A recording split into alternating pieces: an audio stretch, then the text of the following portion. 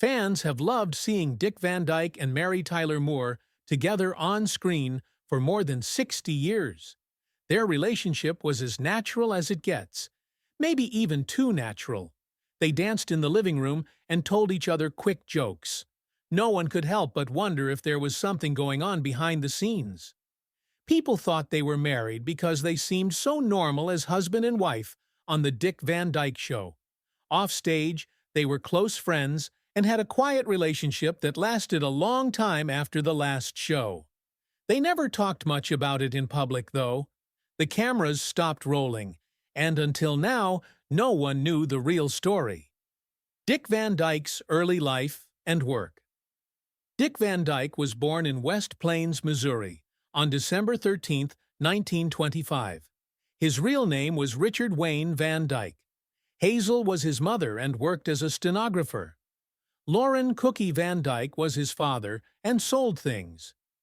Dick Van Dyke grew up in Danville, Illinois, with his younger brother, Jerry Van Dyke. Jerry also became an actor and played Dick's brother on the Dick Van Dyke Show. Their last name, Van Dyke, was Dutch, but they were also English, Irish, and Scottish. It is interesting to know that their family tree goes back to John Alden, a guest on the Mayflower. In high school, Dick was in the choir and the theater group. For a short time, he thought about becoming a minister. But the theater called out louder. During World War II in 1944, he dropped out of high school to join the Army Air Forces and learn how to be a pilot. At first, he was too thin, but he later worked as a radio host and later entertained troops all over the U.S. He finally got his high school diploma in 2004, many years after he had started. Was a radio DJ in Danville in the late 1940s. Soon after that, he joined forces with a performer named Phil Erickson to form the comedy duo Eric and Van the Merry Mutes. They went around bars performing mime and lip sync. In the end, they had a TV show in Atlanta. Dick's first break in TV work came at WDSU-TV in New Orleans. By the middle of the 1950s, he was appearing on national TV shows as a guest. An old Army friend who worked for CBS set up the 7-year deal for him. Dick served as co-host of the CBS morning show with Walter Cronkite. In 1959, he made his Broadway start in The Girls Against the Boys. The next year, he played the same part in Bye Bye Birdie, got a Tony Award for his act, even though the reviews weren't great. From 1961 to 1966, he played the lead role of Rob Petrie on the Dick Van Dyke Show. He is a TV comedy writer. Laura, his on-screen wife, was played by Mary Tyler Moore in the show. They worked together to make the show a hit, and it won several Emmys. Dick played Bert the Sweep and Mr. Dawes, Sr. in the 1964 movie Mary Poppins. People laughed at his British voice for all the wrong reasons, but the movie was a huge hit. Some movies that didn't do well at the box office didn't stop him. In 1968, Chitty Chitty Bang Bang was another hit. Dick Van Dyke didn't stop, even after decades of being famous. During the 1980s, he moved more towards TV parts instead of big movie roles. He was in several TV movies, including one with Faye Dunaway called The Country Girl, which came out in 1982. He also played a rare bad guy in Matlock in 1986, when he was a judge who killed people. In the same year, he co-starred on Airwolf with his real-life son, Barry Van Dyke. Fans loved him on The Golden Girls in 1989, where he played B. Arthur's love interest. This role earned him his first Emmy nod in over 10 years. He turned down the lead role in The Omen, but in Dick Tracy, 1990, he played a bad district attorney, which helped his career. He then played Dr. Mark Sloan on the TV show Diagnosis Murder, which ran from 1993 to 2001 and was his most popular part. He was in it again with his son Barry, so it was a family affair. After getting an Amiga in 1991, Van Dyke became interested in computer animation in real life. He even worked on the visual effects for his TV shows and showed his work at the computer meeting SIGGRAPH. Van Dyke has a singing soul and formed the a cappella group Dick Van Dyke and the Ventastics in 2000. They sang at Lakers games and on TV shows like Larry King Live. Afterwards, he also put out solo music, like a jazz record in 2017 and a Christmas song with Jane Lynch. Fans were thrilled when he came back to Mary Poppins' world as Mr. Dick Van Dyke, who is in his late 90s, shows that fire, joy, and creativity don't fade with age. They keep getting better. The private life of Dick Van Dyke's relationship started in a very strange way. He married Marjorie Willett on air during a radio show called Bride and Groom on February 12, 1948, while he was playing at the Chapman Park Hotel in Los Angeles. They had 4 children, Carrie Beth, Christian, Barry, and Stacy. The couple lived together for a while, but in the end they broke up and got divorced in 1984. In 1976, Van Dyke began dating actress Michelle Triola Marvin. They lived together until Michelle's death in 2009 and had been together for more than 30 years.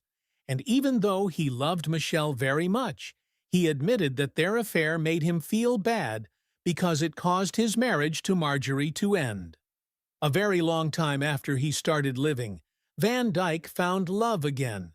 He married Arlene Silver, a makeup artist 46 years younger than him, in 2012. He was 86 years old at the time. They first met at the SAG Awards 6 years ago and have stayed close since then. Their friendship was full of love and laughter, even though they were not the same age. According to Van Dyke, family has always been important to him. Several of his children and grandkids have been on TV shows with him as guests. His grandson, Shane, and his son, Barry, were regulars on the show Diagnosis Murder. His other son, Chris, chose a different path. He was a district attorney in Oregon in the 1980s and put Randall Woodfield in jail for killing people on I-5. Dick's granddaughter, Jessica Van Dyke, died of Reyes syndrome in 1987, which was a terrible loss for the family. The accident deeply affected Van Dyke, who then began making public service announcements to warn people about the risks of giving aspirin to kids.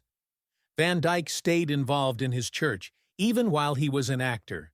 He taught Sunday school and read religious authors like Martin Buber and Dietrich Bonhoeffer. He had a scary event in 2013 when he was 87 years old. On a California motorway, his Jaguar caught fire. Luckily, a person walking by pulled him to safety, and he wasn't hurt. In the 2016 and 2020 presidential primaries, Van Dyke voted for Bernie Sanders.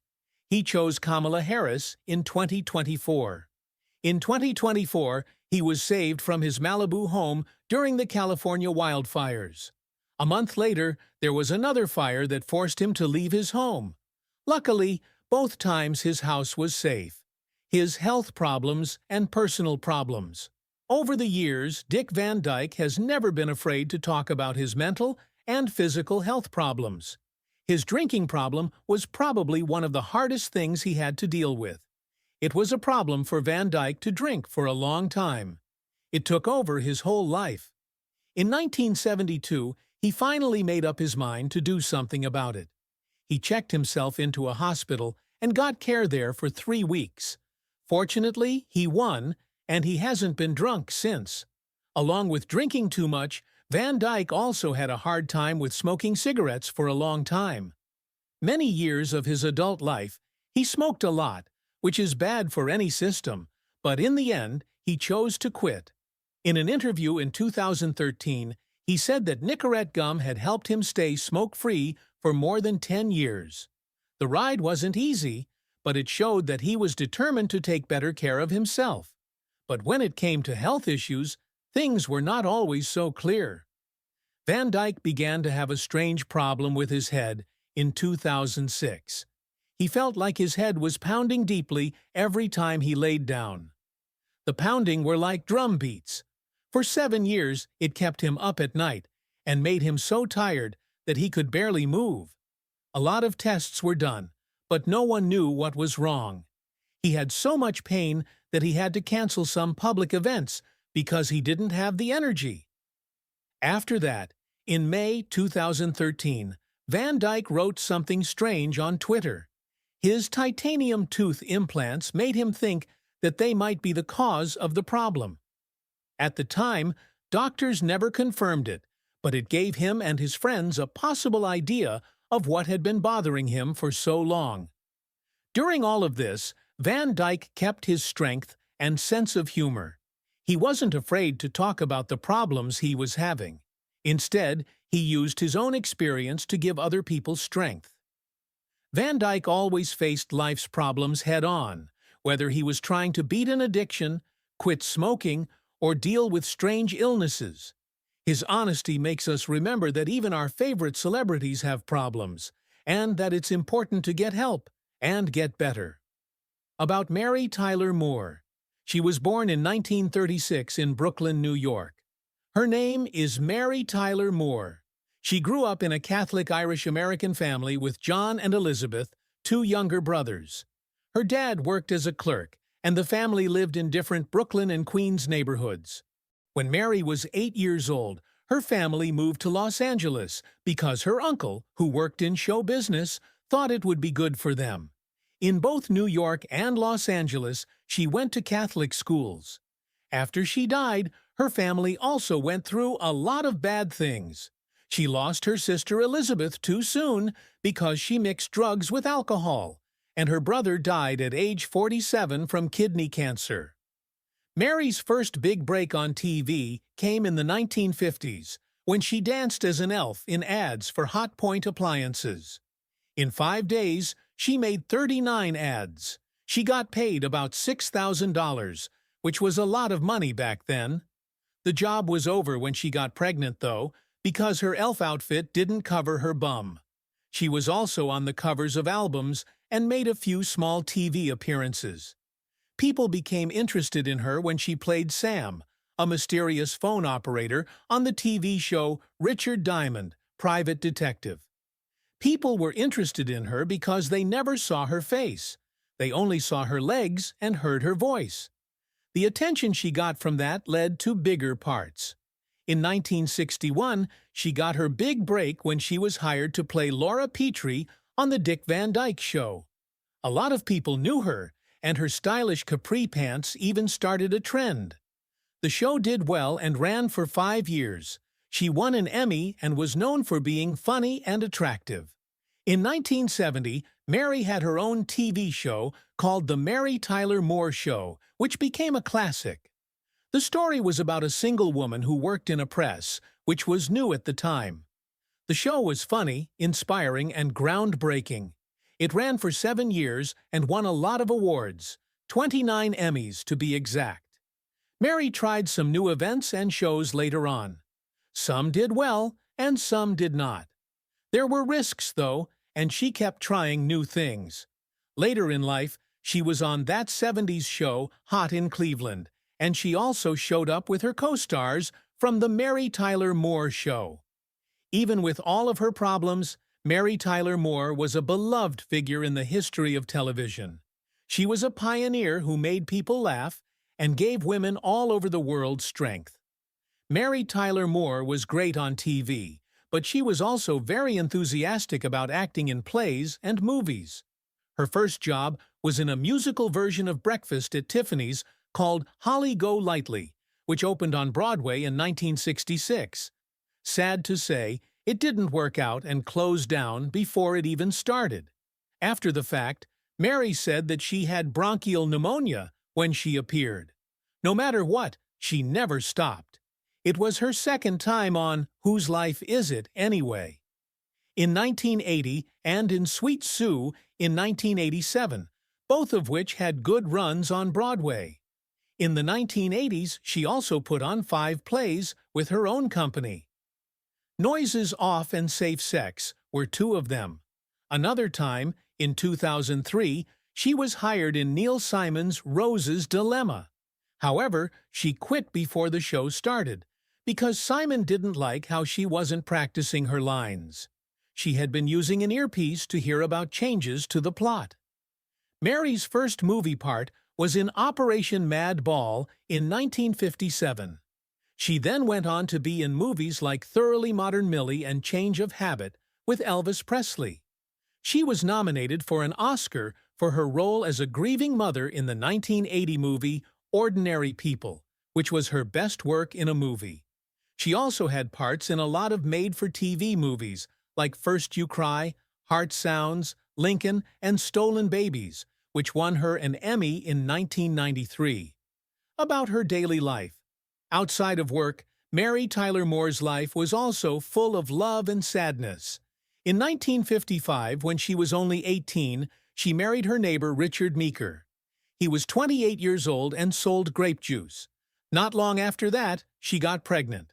And in July 1956, she had her only child, a son named Richard Carlton Meeker, Jr. Mary and Richard's marriage didn't work out, which is too bad. In 1962, they got a divorce. Later that same year, Mary married Grant Tinker, who was a high-level official at CBS and would go on to lead NBC. They started MTM Enterprises together, which is the company that makes the Mary Tyler Moore Show. The couple looked like they were very successful in both love and work. They did have some rough spots, though.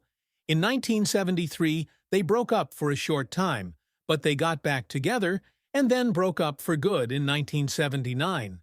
In 1981, they got a divorce. In the early 1980s, went on dates with famous people like Warren Beatty and comic Steve Martin. She was also seeing director Michael Lindsay Hogg, but they broke up because Mary wanted to make a move and he wasn't ready. It was one of the saddest days in Mary's life when her 24-year-old son Richard died in an accident on October 14, 1980. He had a small .410 pistol in his hand when it went off. After that, it was found that the model had a hair trigger, so it was taken off the market. In a sad twist, her movie Ordinary People, in which she played a mother who has lost her child, had only come out a few weeks before. Even though it hurt, Mary found love again. She married Dr. Robert Levine, a heart doctor who was 29 years old, in 1983 when she was 47 years old.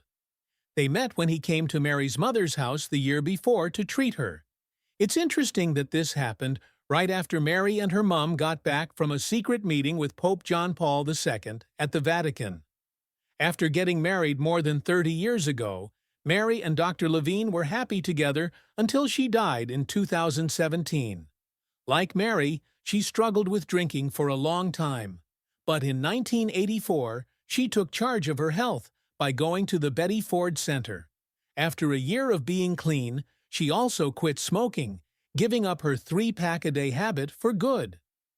Problems with her health and her last days, Mary Tyler Moore was more than just a TV star. She was also very brave because she was dealing with major health problems.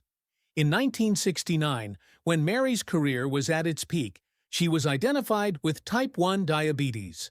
She had to check her blood sugar every day for the rest of her life. Even though she faced problems, she didn't let them stop her. In fact, she used her fame to raise awareness and push for more study. In 2003, she won the JDRF's Heroes Award for U.S. Speaker of the House, Dennis Hastert's work, to get the government to pay for diabetes research. Mary had more health scares as she got older. In 2011, she had surgery to remove a meningioma and a brain tumor that was not deadly. She had a successful surgery, but her health got worse over the next few years. By 2014, close friends and family told her that she was having problems with her heart and kidneys. Because of problems from her diabetes, her eyesight had also gotten much worse, making her almost blind. In early 2017, things got worse. When Mary got pneumonia at Greenwich Hospital in Connecticut, she was put on a respirator. She passed away on January 25, 2017, and was 80 years old. The official cause was cardiopulmonary arrest, which means that both her heart and lungs had stopped beating. The pneumonia was a major role in this. Her family, friends, and the millions of fans around the world who had seen her shine on TV and movies since she was a child were all very sad when she died. A small private service was held to bury her at Oak Lawn Cemetery in Fairfield, Connecticut. Mary Tyler Moore was still strong, beautiful, and full of life, even though she had health problems in her last few years. She was a famous actress and a true inspiration because of how bravely she fought illness and worked to help other people with diabetes. She left behind a legacy that still moves people today, both through her work as an advocate and through her live shows. What Mary Tyler Moore thinks about politics. Mary Tyler Moore's political ideas changed a lot over the years, which shows that she was a free-thinking liberal. People thought of Mary as a centrist or liberal in the 1960s and 1970s, but she didn't always agree with one side. For example, she shocked most people in 1972 when she said she would vote for Republican President Richard Nixon's re-election. 8 years later, in 1980, she helped Democratic President Jimmy Carter get re-elected by appearing in one of his campaign ads. This showed that Moore wasn't devoted to a certain political group. She chose who to vote for based on what she thought at the time. She changed her mind again over the years. It was her close friend and co-star Ed Asner who told the O'Reilly Factor in 2011 that she had become more conservative.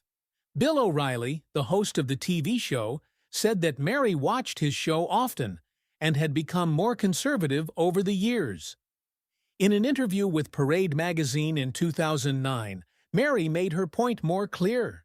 She said she was in the middle of the Liberal Party.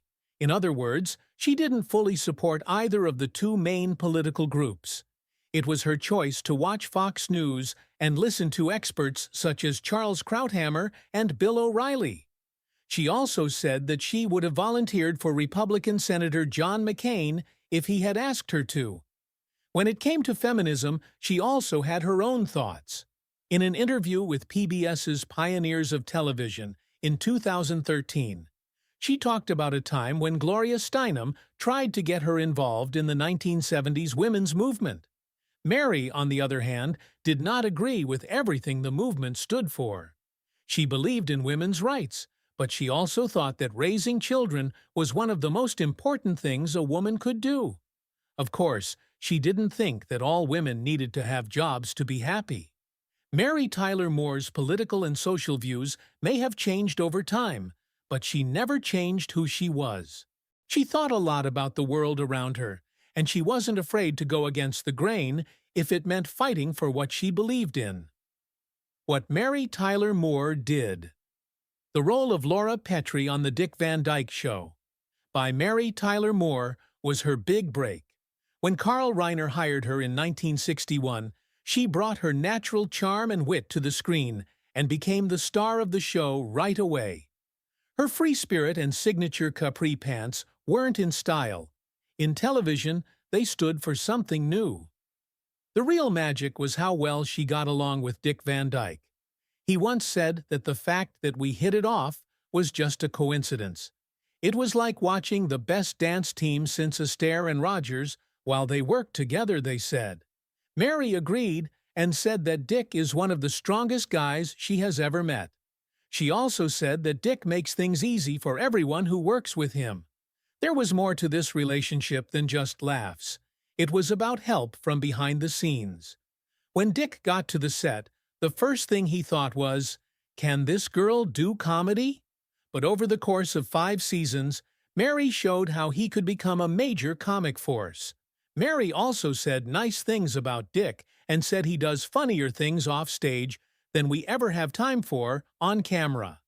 In the background, their love for each other was strong.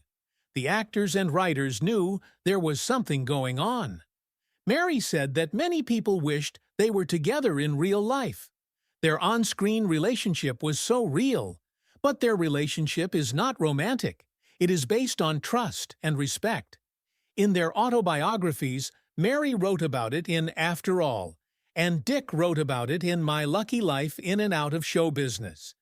It brought them back to how the chance casting brought her further. Because they worked so well together, Mary went from being a new face with full cheeks to a well-known name. It was quick fire, and Dick's unwavering backing helped her become one of TV's biggest stars. That's the real Mary Tyler Moore effect. Ability meet timing, chemistry, and niceness, and everything works out well. Success problems and staying away from each other. Although Mary Tyler Moore and Dick Van Dyke had one of the most beloved TV couples, their real-life relationships slowly drifted apart, mostly because of their own feelings of sadness. Even though they had obvious chemistry on screen, their private pain kept them apart at a time when they might have grown closer. They could have become close because they had both been through fame, stress, and sadness, but they both carried their weight inside. The lack of talk between them wasn't because they didn't care. It was because they were both going through mental battles that kept them on separate paths through life. In a different world where they helped each other through their hardest times, their relationship would have grown even stronger than it is now. Instead, time and distance won out. They never really got back together after the years that passed. Their first relationship stayed stuck in those black-and-white studio days. They didn't drift apart out of anger and fight, but in the quiet way that life moves on when pain is borne alone. Even in interviews, they talked about how much they loved each other, but they never suggested that they reach out to each other during those important times. There was still the chance of a deeper, more personal relationship that was just out of reach. Mary's death in 2017 marked the end of an amazing life, and Dick, who rekindled his love for Mary in 2012 and ended his own life by reflecting, still feels like he lost touch with her. It hurts him like a soft sting. It's important to remember that quiet in important moments doesn't always mean that people are angry or at odds with each other. The world got something really great from Mary Tyler Moore and Dick Van Dyke. The show had humor, charm, and people that we still remember. They had great chemistry together on the Dick Van Dyke Show. Millions of people laughed at them, but they were quietly going through pain behind the scenes. As their jobs grew, they became less close, even though they went their separate ways. There was always something sparkly about their relationship. It was clear that they were still close every time they saw each other, like at the gin game in 2003. Dick always remembered Mary. He later said in interviews that she changed him more than any other woman ever had. With love, respect, and maybe a little sorrow, he spoke. He wished he had said more when she was still alive. Now, Dick Van Dyke is still bright, even though he is 90 years old.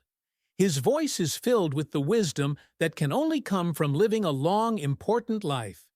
He has good memories of Mary. And with that peace, what if many of us think about someone we used to care deeply about? It's not just about fame or shows in their story.